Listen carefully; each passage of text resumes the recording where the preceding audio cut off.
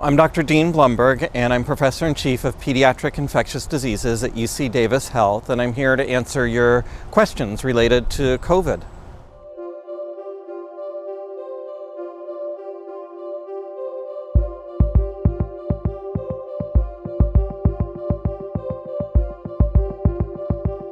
I think we're right at the cusp of transitioning from the pandemic into an endemic area. I think the pandemic we were getting waves that were occurring in the summer, which is not the traditional season where we see coronavirus transmitted, but we saw that also in 2009 with influenza H1N1. That's why that was a pandemic, because we had this susceptibility within the population and the abnormal transmission patterns. We're hoping that this winter, that the wave that we already saw this winter that's already getting better, that it continues to subside, and if we don't get any new variants of concern, then hopefully the next wave will be next fall or winter. But of course the wild card is if there's a new variant, that could all change.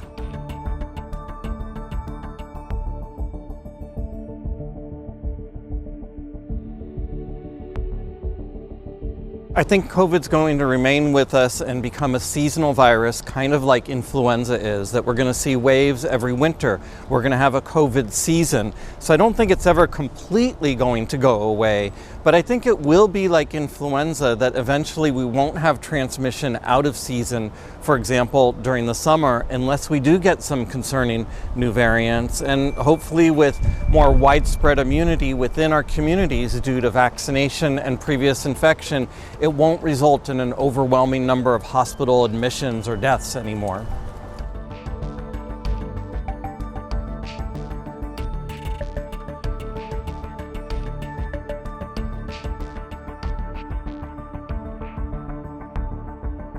Everybody should get all vaccine doses for which they're eligible for, including the bivalent vaccine if they're eligible for that. The bivalent vaccine protects better against currently circulating strains, including strains that aren't even in the vaccine, like XBB.1.5. And it also results in a wider, more diverse immune response that will likely protect against strains that we haven't even seen yet. But remember that the COVID vaccines generally only last about 4 to 6 months in terms of their protection. So that's why it's so important for it to evolve into a seasonal virus, because otherwise we're going to be getting boosted all the time, and nobody wants that.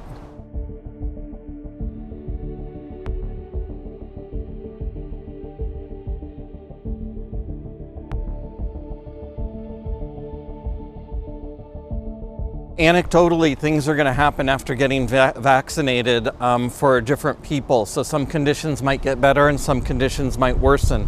But the vast majority of scientific evidence and all the studies, they don't show that vaccination results in worsening arthritis or worsening with other chronic conditions.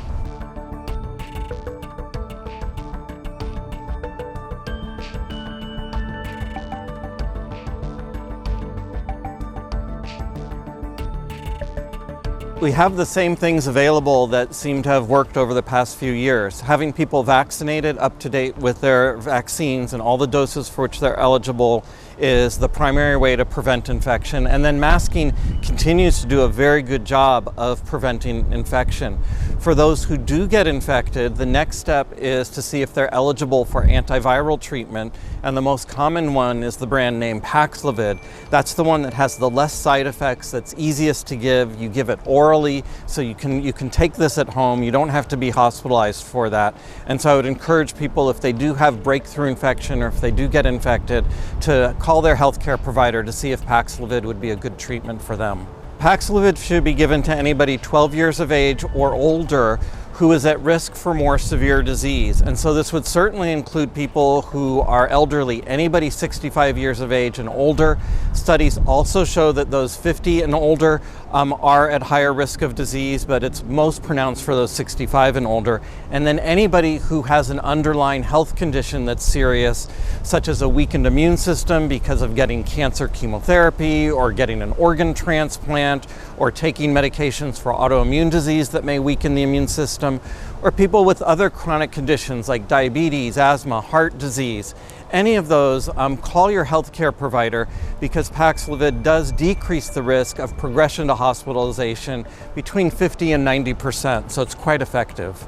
So one of the things with taking Paxlovid is it does have some drug interactions. So depending if people are taking certain medications, that may need to be adjusted. But most of those, there's several workarounds. And so, for example, one of the common medications that adults take are statins.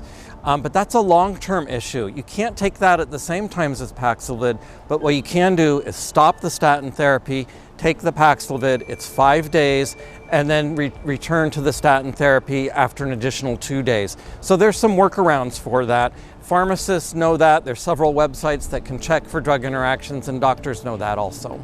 We have continuing protection with Paxlovid, continues to work with the current variants. We haven't seen any drug resistance, any antiviral resistance developed to date, but that is something that's being monitored, and it is a concern.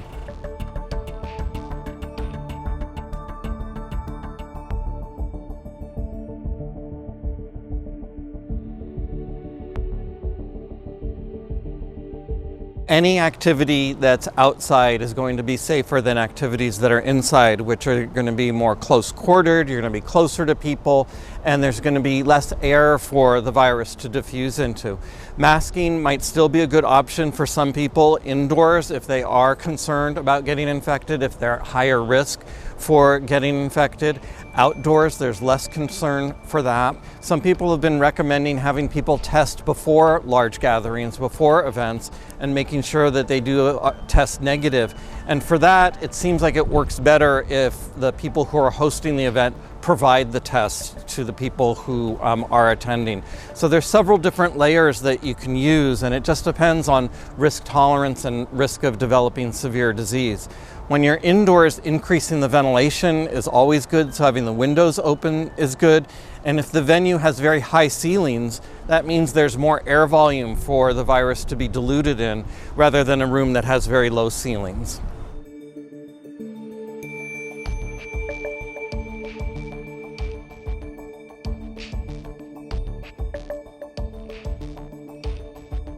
It really depends on the medications that are needed to treat those conditions, because by themselves, those conditions can result in a very strong immune system, and so that you're able to fight off infection very well. But if the medications you're taking to control those autoimmune conditions are high doses of steroids or other medications that can weaken the immune system, then even if it's controlled, that may make you still at risk for more severe disease. So talk with your doctor, talk with your healthcare provider, and ask them if they would consider you severely immunocompromised, moderately immunocompromised, or really not at all. It just depends on the medications and the doses.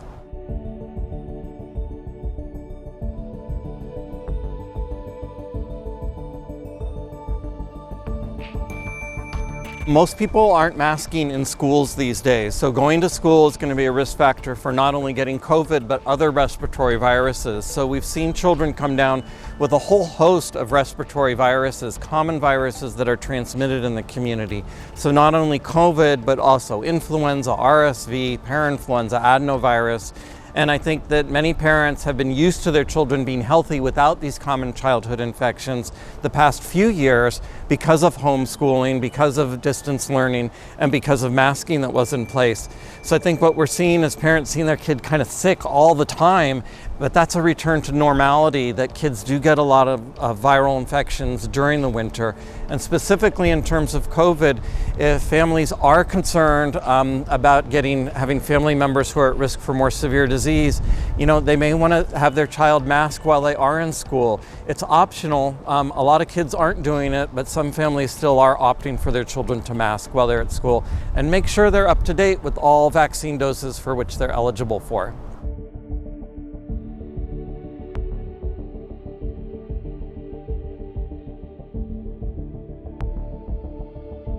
That one does have a growth advantage. It multiplies faster than others, and it can evade previous immunity that people have from being infected with other variants or from previous vaccination. But it does not appear to result in more severe illness or more hospitalizations. And again, the bivalent vaccine appears to provide better protection against that variant and other upcoming variants we expect compared to the monovalent vaccine.